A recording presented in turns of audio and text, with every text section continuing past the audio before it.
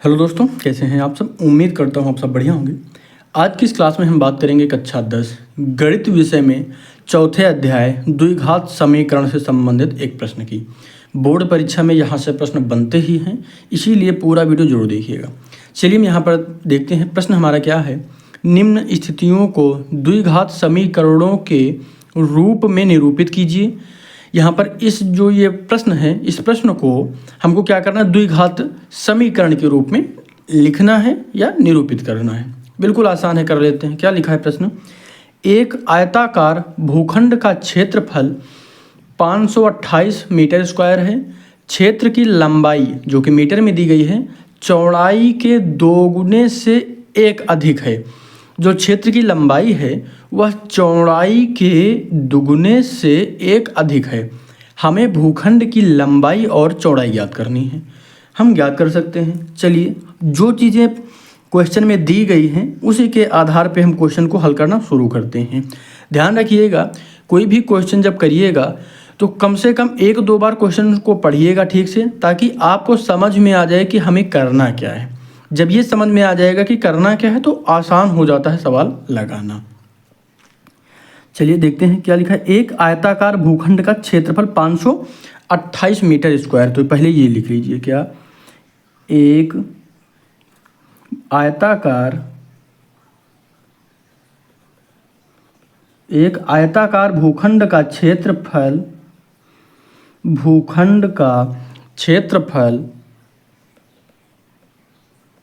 जो चीज़ दी गई उसको लिखते हैं। क्षेत्रफल कितना है, 528 मीटर स्क्वायर। अब यहाँ पर ये चीज़ें, ये जो हमने अभी लिखा है पॉइंट, ये दिया गया है। क्षेत्रफल हमको दिया गया है। हम क्या कहा गया है, हमको चौड़ाई के दुगुने से जो क्या है, लंबाई जो है, क्षेत्र की जो लंबाई है वह चौड़ाई के दुगुने से एक ज़्यादा है। तो यहाँ पर हम पहले चौड़ाई मान लेते हैं। तो चौड़ाई मान लीजिए, यहाँ पे क्या लिखेंगे, माना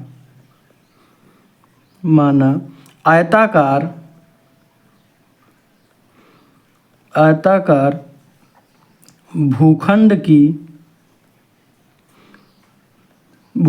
चौड़ाई, यहाँ पे लिख लीजिए चौड़ाई कितनी है, हम x मान लेते हैं। x मीटर है, ठीक है, क्योंकि मीटर में दी गई है।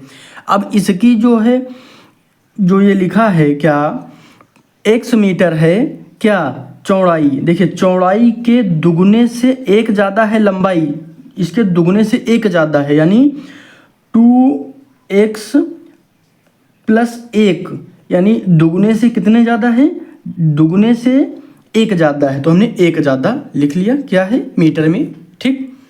अब यहाँ पर ये क्या है, हमने निकाला है भी, ये लंबाई है। क्या है, लंबाई है। पूरा नहीं लिखेंगे, क्या है ये, लंबाई। समझ में आ रहा है ना। पूरा सवाल फिर से एक बार समझ लीजिए। हमको भूखंड का क्षेत्रफल दिया गया था, और क्षेत्रफल जब दिया गया है तो चौड़ाई क्या है, चौड़ाई नहीं दी गई है। x हमने मान लिया तो x मीटर हो गई, क्योंकि मीटर में दिया गया है तो x मीटर, ठीक।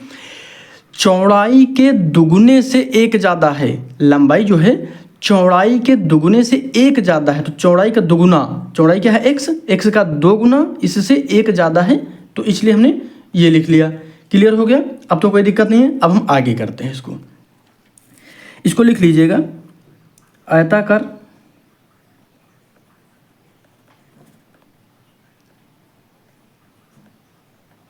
भूखंड की लंबाई। अब इसका जो आयताकार भूखंड का जो क्षेत्रफल है वो हमको दिया गया है, ठीक है।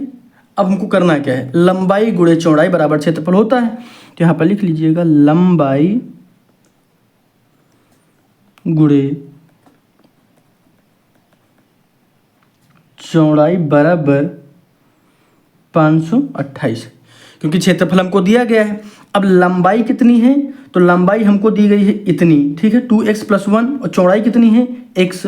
तो इसको लिख लीजिए, क्या लंबाई हमारी कितनी है, 2x प्लस 1, ठीक है, और गुणे चौड़ाई हमारी कितनी है, तो x बराबर 528, ठीक। अब इसको हम इसे मल्टीप्लाई कर देंगे। x का जब हम 2x से मल्टीप्लाई करेंगे तो क्या हो जाएगा, 2x स्क्वायर प्लस x। समझ में आया कि नहीं आया, ये कैसे हुआ, ये समझ में आया कि नहीं है। देखिए, लंबाई गुणे चौड़ाई बराबर 528, ठीक।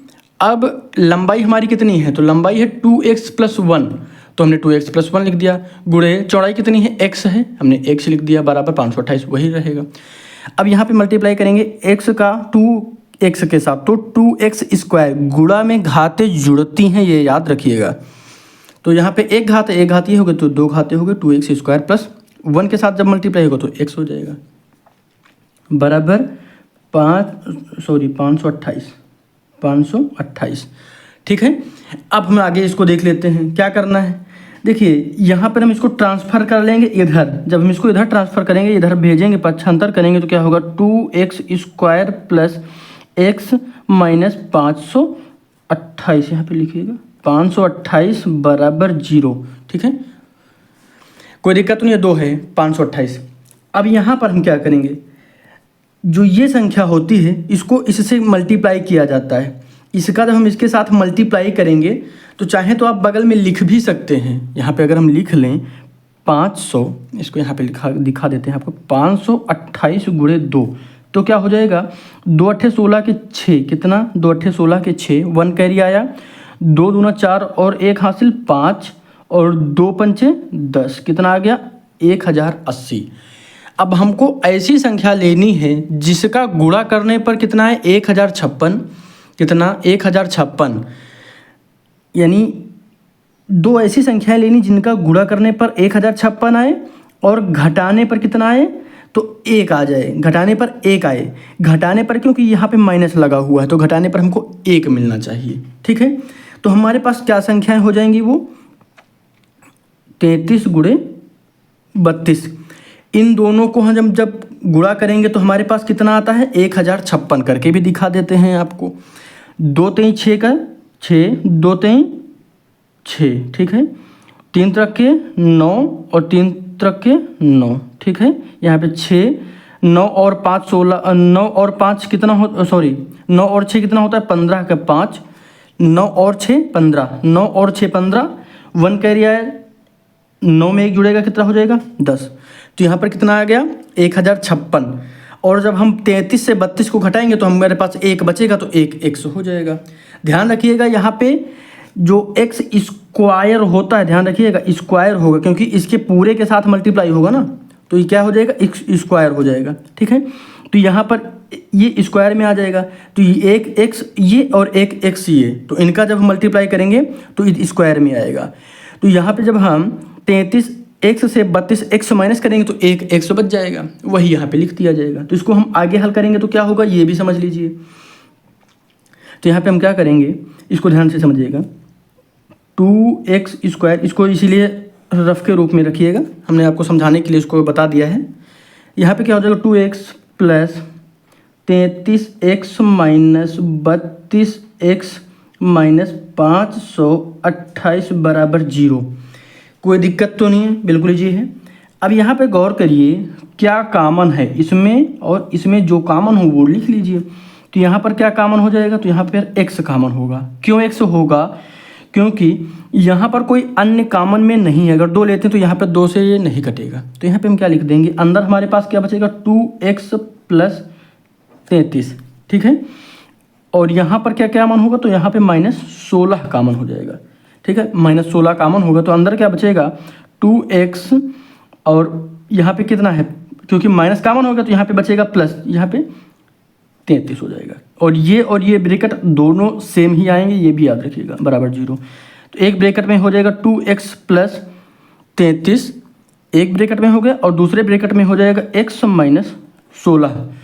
कोई दिक्कत तो नहीं है। अब एक बार हम बराबर 0, अब एक बार हम 2x + 33 को 0 के बराबर रख कर दिखा देते हैं, + 33 बराबर 0। तो यहाँ पर क्या हो जाएगा, 2x बराबर -33 और x बराबर हो जाएगा -33/2। तो यहाँ पर x की जो वैल्यू आई है -33/2।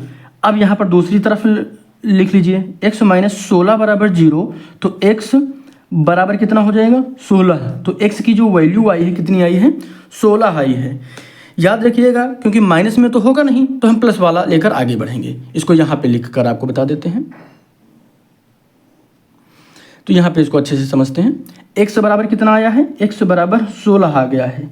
तो भूखंड की जो चौड़ाई थी, यहाँ पे देखिएगा भूखंड की चौड़ाई x मीटर में थी ना, तो यहाँ पे लिख लीजिए भूखंड, मैं पूरा नहीं लिख रहा हूँ, चौड़ाई लिख रहा हूँ सिर्फ। चौड़ाई बराबर क्या है, x, तो x कितना आ गया है, 16 मीटर आ गया, यानी चौड़ाई कितनी हो गई, 16 मीटर। अब लंबाई ज्ञात कर लीजिए, लंबाई क्या थी, 2x + 1, तो हमारे पास 2x की वैल्यू 16 है प्लस 1, तो 16 दूनी कितना होता है, 32 + 1, ठीक है। तो यहाँ पर 32 और 1 कितना हो जाएगा, 33 मीटर, ठीक है। तो ये हमारा आंसर हो जाएगा, क्लियर है ना। तो चौड़ाई कितनी हो गई, 16 मीटर, और जो लंबाई है वो 33 मीटर हो गई। चौड़ाई यही क्वेश्चन में कहा गया था ना, क्या कहा गया था क्वेश्चन में, जो लंबाई है चौड़ाई के दुगुने से 1 अधिक है, तो 16 दूना 32 होता है, दुगुने से 1 ज़्यादा है ना, 32 और 1 33, क्लियर हो गया। तो ये सवाल आपका हल हो गया, यही हमारा आंसर हो जाएगा, क्लियर है ना। सवाल को उम्मीद करता हूँ आप समझ गए होंगे। किसी भी तरीके के डाउट में ज़रूर आप एक बार बताइएगा, ठीक है। किसी भी तरीके का अगर कोई मन में डाउट है क्वेश्चंस को लेकर या गणित विषय को लेकर, तो ज़रूर कमेंट करिएगा। बोर्ड परीक्षा की मैं पूरी तैयारी आपको करवा दूंगा। लगातार मैं इसीलिए क्वेश्चंस आपको उपलब्ध करवा रहा हूं ताकि आप अच्छे से समझ पाएँ। मिलते हैं कल एक नए वीडियो के साथ, नए प्रश्न के साथ, क्योंकि अभी जितने भी प्रश्न बन सकते हैं द्विघात समीकरण से संबंधित लगभग हम सबको हल करवाएंगे, ताकि कुछ भी छूटे ना। जब आप बोर्ड परीक्षा में बैठें, प्रश्न हल करना शुरू करें, जब आपके सामने क्वेश्चन पेपर आए तो आप समझ सकें कि हाँ ये क्वेश्चन हम कर चुके हैं, आसानी से कर लेंगे, घबराएं नहीं। और लगातार आप पढ़ते रहिएगा। आपकी बुक में जितने भी प्रकार के प्रश्न दिए गए उनका अभ्यास जरूर किया करिए। धन्यवाद।